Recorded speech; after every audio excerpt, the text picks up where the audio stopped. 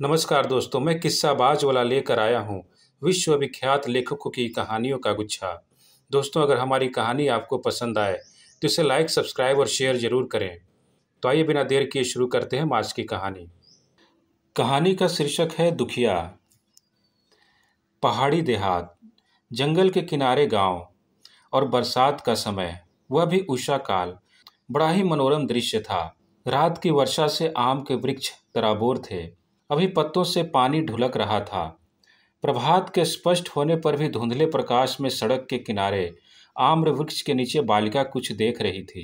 टप शब्द से बालिका उछल पड़ी, गिरा हुआ आम उठाकर आंचल में रख लिया। दक्षिण पवन ने अनजान में फल से लदी हुई डालियों से अटखेलियां की। उसका संचित धन अस्त व्यस्त हो गया। दो चार गिर पड़े। बालिका उषा की किरणों के समान ही खिल पड़ी। उसका आंचल भर उठा। फिर भी आशा में खड़ी रही। व्यर्थ प्रयास जानकर लौटी और अपनी झोपड़ी की ओर चल पड़ी। फूस की झोपड़ी में बैठा हुआ उसका अंधा बूढ़ा बाप अपनी फूटी हुई चिल्लम सुलगा रहा था। दुखिया ने आते ही आंचल से 7 आमों में से 5 निकालकर बाप के हाथ में रख दिए और स्वयं बर्तन मांजने के लिए डबरे की ओर चल पड़ी। बर्तनों का विवरण सुनिए। एक फूटी बटुली, एक लोहंदी और लोटा, यही उस दीन परिवार का उपकरण था। डबरे के किनारे छोटी सी शिला पर अपने फटे हुए वस्त्र संभाले हुए बैठकर दुखिया ने बर्तन मलना आरंभ किया। अपने पीसे हुए बाजरे की आटे की रोटी पकाकर दुखिया ने बूढ़े बाप को खिलाया और स्वयं बचा हुआ खा पीकर पास के ही महुए के वृक्ष की फैली जड़ों पर सिर रखकर लेट गई। कुछ गुनगुनाने लगी तो दोपहरी ढल गई। अब दुखिया उठी और खुरपी जाला लेकर घास छीलने लगी। जमींदार के घोड़े के लिए घास वह रोज दे आती थी। कठिन परिश्रम से उसने काम भर घास भर लिया और फिर उसे डबरे में रखकर धोने लगी। सूर्य की सुनहली किरणें बरसाती आकाश पर नवीन चित्रकार की तरह कई प्रकार के रंग लगाना सीखने लगी। अमराई और ताड़ वृक्षों की छाया उस साद्वल जल में पड़कर प्राकृतिक चित्र का सृजन करने लगी। दुखिया को विलंब हुआ, किंतु अभी उसकी घास धो नहीं गई। उसे जैसे इसकी कुछ परवाह ही न थी। इसी समय घोड़े के टापों के शब्द ने उसकी एकाग्रता को भंग किया। जमींदार कुमार संध्या को हवा खाने के लिए निकले थे। बेगवान बलोतरा जाति का कुमेद पचकल्याण आज गर्म हो गया था। मोहन सिंह से बेकाबू होकर वह बगटूट भाग रहा था।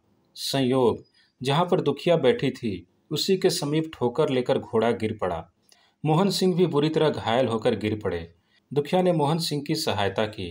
डबरे से जल लाकर घावों को धोने लगी। मोहन ने पट्टी बांधी। घोड़ा भी उठकर शांत खड़ा हुआ। दुखिया जो उसे टहलाने लगी थी, मोहन ने कृतज्ञता की दृष्टि से दुखिया को देखा। वह एक सुशिक्षित युवक था। उसने दरिद्र दुखिया को उसकी सहायता के बदले ही रुपया देना चाहा। दुखिया ने हाथ जोड़कर कहा, बाबूजी, हम तो आपके ही गुलाम हैं। इसी घोड़े को घास देने से हमारी रोटी चलती है। अब मोहन ने दुखिया को पहचाना। उसने पूछा, क्या तुम राम गुलाम की लड़की हो? हाँ बाबूजी। वह बहुत दिनों से दिखता नहीं। बाबूजी, उनकी आंखों से दिखाई नहीं पड़ता है। ओह, हमारे लड़कपन वह हमारे घोड़े को जब हम उस पर बैठते थे पकड़कर टहलाता था। वह कहाँ है?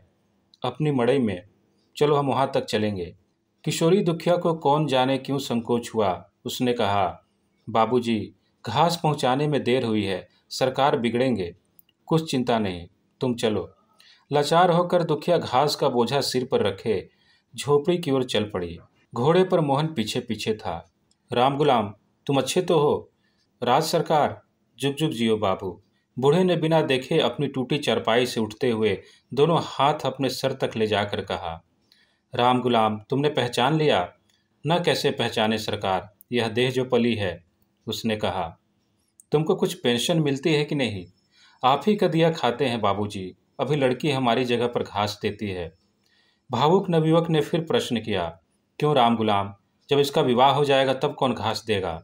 राम गुलाम के आनंदाश्रु दुख की नदी होकर बहने लगे।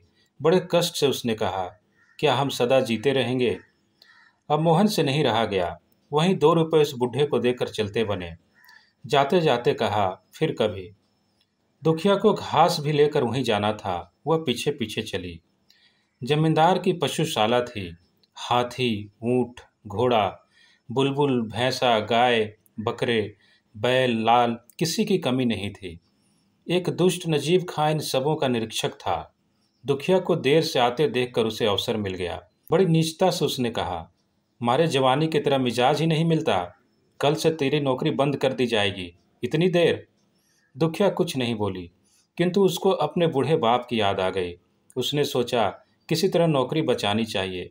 तुरंत कह बैठी, छोटे सरकार घोड़े से गिर पड़े, उन्हें मड़ई तक पहुंचाने में देर। चुप हरामजादी, तभी तो तेरा मिजाज और बिगड़ा है। अभी बड़े सरकार के पास चलते हैं। वह उठा और चला।